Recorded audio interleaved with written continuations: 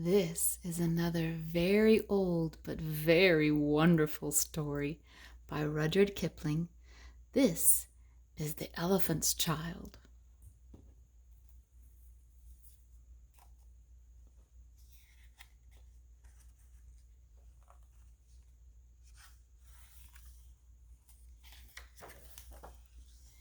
In the high and far-off times, the elephant, O best beloved, had no trunk. He had only a blackish, bulgy nose as big as a boot, that he could wriggle about from side to side, but he couldn't pick up things with it. But there was one elephant, a new elephant, an elephant's child who was full of satiable curiosity, and that means he asked ever so many questions. And he lived in Africa, and he filled all Africa with his satiable curiosities. He asked his tall aunt, the ostrich, why her tail feathers grew just so, and his tall aunt, the ostrich, spanked him with her hard claw. He asked his tall uncle, the giraffe, what made his skin so spotty, and his tall uncle, the giraffe, spanked him with his hard hoof.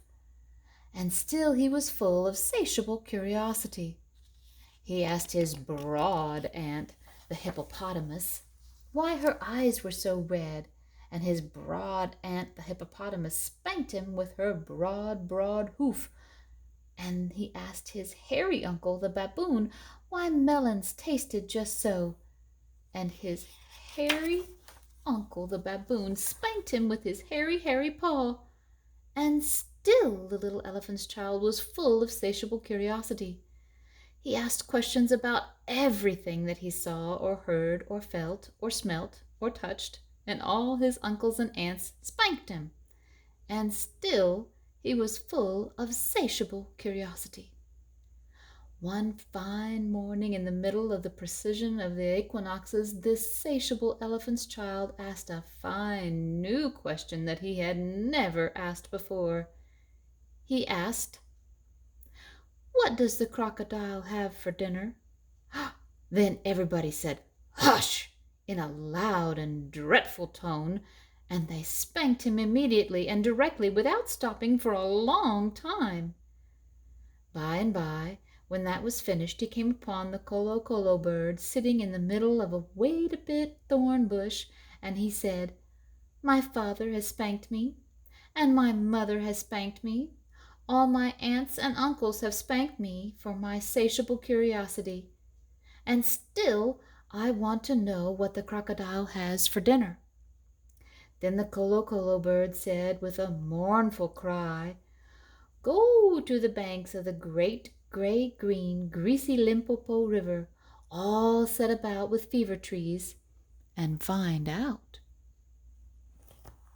That very next morning, there was nothing left of the equinoxes because the procession had proceeded according to the precedent. This satiable elephant's child took 100 pounds of bananas, the little short red kind, and 100 pounds of sugar cane, the long purple kind, and 17 melons, the greeny crackly kind, and said to all his dear families, goodbye. I am going to the great gray-green, greasy Limpopo River, all set about with fever trees, to find out what the crocodile has for dinner. And they all spanked him once more for luck, though he had asked them most politely to stop. Then he went away, a little warm, but not at all astonished, eating melons and throwing the rind about because he could not pick it up. He went from Grahamstown to Kimberley, and from Kimberley to Kama's country, and from Kama's country he went east by the north, eating melons all the time, till at last he came to the banks of the great gray-green, greasy Limpopo River, all set about with fever trees, precisely as the colo bird had said. Now, you must know and understand, O best beloved, that till that very week and day and hour and minute, this satiable elephant's child had never seen a crocodile and did not know what one was like. It was all his satiable curiosity. The first thing that he found was a bicolored python rock snake curled round a rock. "Excuse me," said the elephant's child most politely, "but have you seen such a thing as a crocodile in these promiscuous parts?" "Have I seen a crocodile?" said the bicolored python rock snake in a voice dreadful scorn. "What will you ask me next?"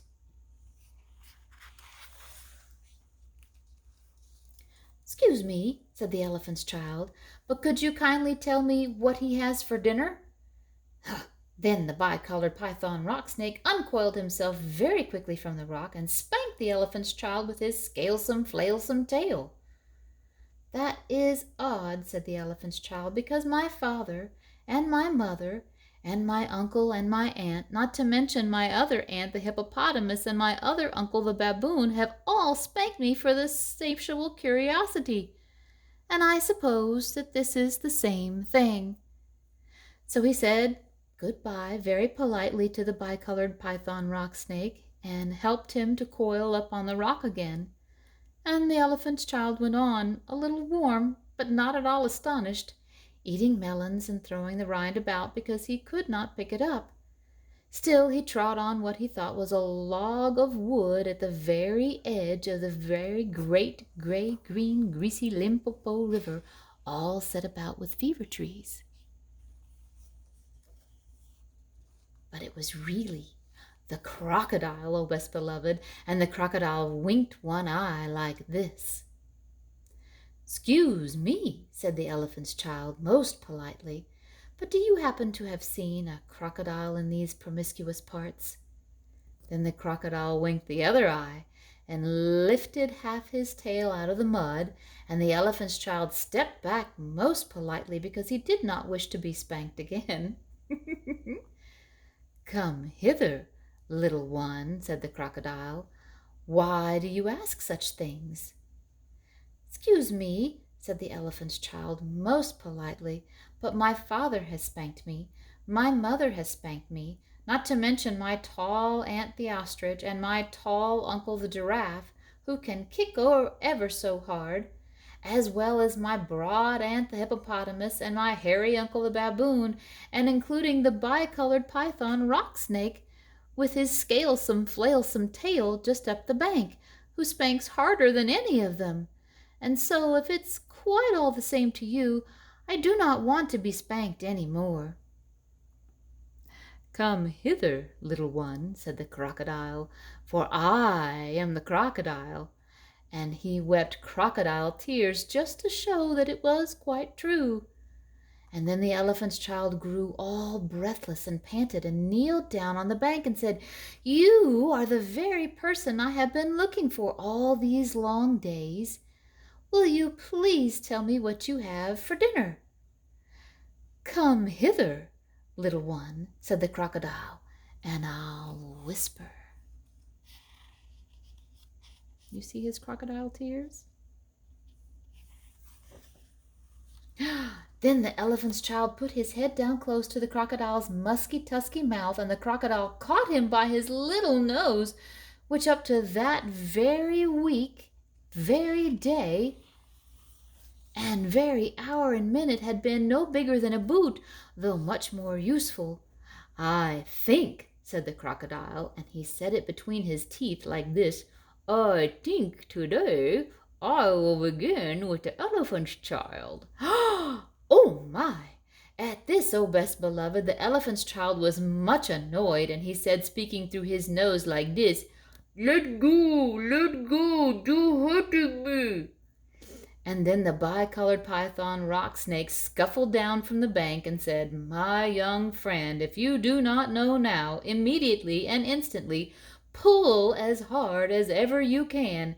It is my opinion that your acquaintance in the large patterned leather ulster," and by this he meant the crocodile, "will jerk you into yonder limpid stream before you can say Jack Robinson." This is the way that bicolored python rock snakes always talk. And then the elephant's child sat back on his little haunches and pulled and pulled and pulled, and his nose began to stretch. And the crocodile floundered in the water, making it all creamy with great sweeps of his tail, and he pulled and he pulled and he pulled. And the elephant's child's nose kept on stretching, and the elephant's child spread all his little four legs and pulled and pulled and pulled, and his nose kept on stretching. And the crocodile thrashed his tail like an oar, and he pulled and pulled and pulled at the elephant's child's nose grew longer and longer until it hurt him. Whoochoos! And then the elephant's child felt his legs slipping, and he said through his nose, which was now nearly 5 foot long, "This is too much for me." And then the bicolored python rock snake came down from the bank, knotted himself in a double clove hitch round the elephant child's hind legs, and said, "Rash and inexperienced traveler, we will now seriously devote ourselves to a little high tension, because if we do not, it is my impression that yonder self-propelling man of war with the armor-plated upper deck," and by this, O best beloved, he meant the crocodile, "will permanently vitiate your future career." This is the way that all bicolored python rock snakes always talk. So he pulled, and the elephant's child pulled, and the crocodile pulled, but the elephant's child and the bicolored python rock snake pulled the hardest, and at last the crocodile let go of the elephant's child's nose with a plop that you could hear up and down the Limpopo River. And then the elephant's child sat down most hard and sudden, but first he was careful to say "Dinkle" to the bicolored python rock snake, and that next he was kind to his poor pulled nose, wrapped it all up in a cool banana leaves, and hung it in the great gray-green greasy Limpopo River to cool. "What are you doing that for?" said the bicolored rock snake. "Excuse me," said the elephant's child, "but my nose is badly out of shape, and I am waiting for it to shrink." "Then you will have to wait a long time," said the bicolored python rock snake. "Some people do not know what is good for them." The elephant's child sat for 3 days waiting for his nose to shrink, but it never grew any shorter, and besides, it made him squint. For, oh best beloved, you will see and understand that the crocodile had pulled it out to a really, truly trunk, same as all the elephants have today. At the end of the 3rd day, a fly came and stung him on the shoulder, and before he knew what he was doing, the elephant's child lifted up his trunk and hit that fly dead with the end of it. Boop! "Vantage number 1, cried the bicolored python rock snake. "You couldn't have done that with a mere smear nose. Try and eat a little now." Before he thought what he was doing, the elephant's child put out his trunk and plucked a large bundle of grass, dusted it clean against his foreign legs, and stuffed it into his own mouth. Vantage number 2, said the bicolored python rock snake. "You couldn't have done that with a mere smear nose. Don't you think the sun is very hot here?" "It is," said the elephant's child, and before he thought what he was doing, he slooped up a sloop of mud from the banks of the great gray-green, greasy Limpopo River and slapped it on his head, where he made a cool, sloopy-sloshy mud cap, all trickling down behind his ears. "Vantage number 3, said the bicolored python rock snake. "You couldn't have done that with a mere smear nose. Now, how do you feel about being spanked again?" "Excuse me," said the elephant's child, "but I should not like it at all."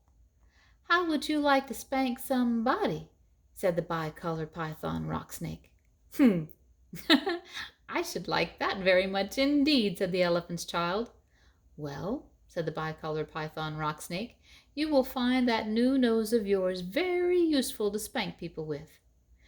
"Thank you," said the elephant's child. "I'll remember that. And now I think I'll go home to all my dear families and try." So the elephant's child went home across Africa, frisking and whisking his trunk.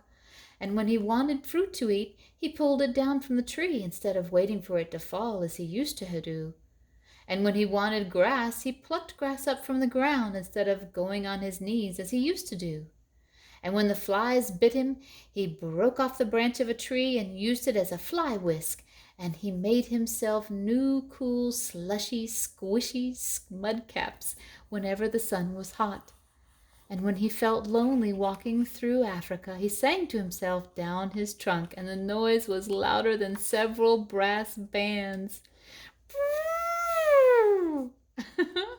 He went especially out of his way to find a broad hippopotamus. She was no relation of his, and he spanked her very hard to make sure that the bicolored python rock snake had spoken the truth about his new trunk. The rest of the time he picked up the melon rinds that he had dropped on his way to the Limpopo, for he was a very tidy pachyderm.